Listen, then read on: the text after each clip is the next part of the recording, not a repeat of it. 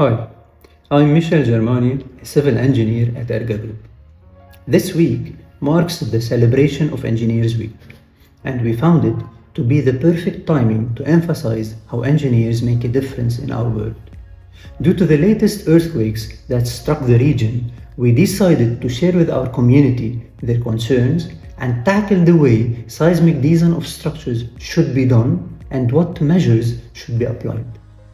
As civil engineers, our major role is to design safe structures that can withstand all applied loads, and of course, earthquake loads are one of the major destructive loads that should be taken into account. For this purpose, engineers all around the world form committees and societies to study and provide design codes and standards that comprise procedures for design and detailing of different structural components.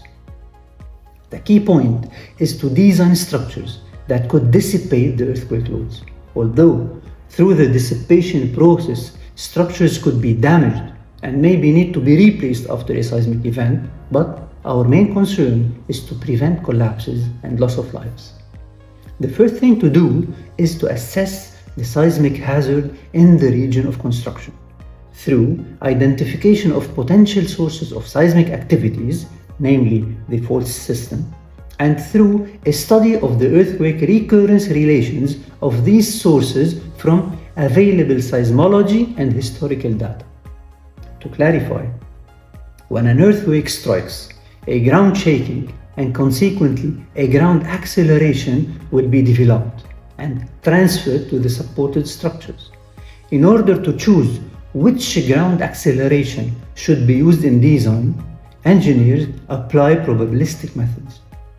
To further explain, it's all based on probability of exceedance in a certain number of years.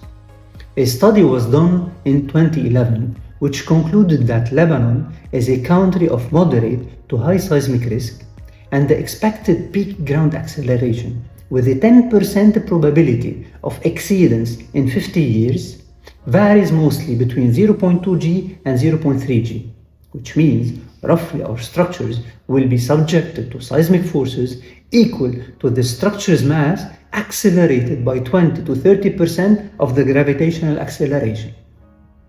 In 2012, a Lebanese law was issued, stating that the horizontal design ground acceleration should not be less than 0.25 G, and as a minimum, all the recommendations and detailing of moderate seismic risk should be applied. All that we have discussed till now is related to the earthquake's magnitude. Once the magnitude is established, we move to the analysis phase, where we develop an appropriate lateral supporting system that best suits the structure. Then we proceed to the design stage, where we fix the structural items dimensions and study all the connections. Moreover, one of the important issues that should be checked is the story drifts, which is the horizontal deflection at the top of the story relative to the bottom of the story. This is what governs the performance of the structure and prevents damage to non-structural items like partitions, facades, and other components that could be the major hazard in a shaking event. Drifts should always be below limits and provided by design codes and standards. In addition, appropriate gaps should be provided between two adjacent structures in order to prevent pounding effect, which is the collision between structures due to displacements.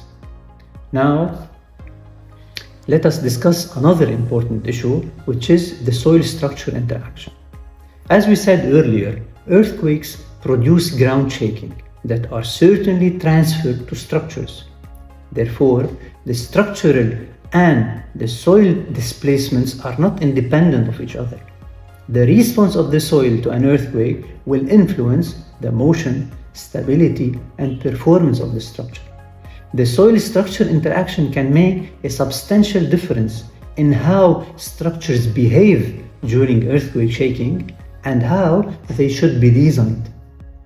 To mention, adding foundation flexibility, for example, based on supporting soil strata characteristics instead of applying the conventional fixity assumptions, can change deformation patterns in the superstructure, which can stress particular elements in a different way than in a fixed model.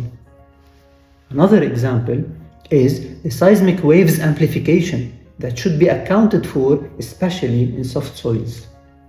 Even lateral soil pressure magnitude and its distribution on embedded parts of the structure differ during an earthquake and should not be waived.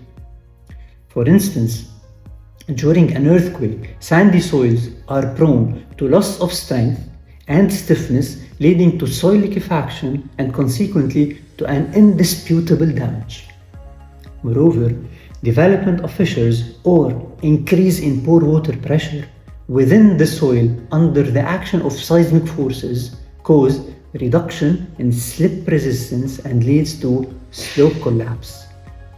In conclusion, engineers can help in preparing their community for earthquakes through establishing well-engineered structures that certainly could provide us with a safer world. Thanks and have a nice Engineers Week.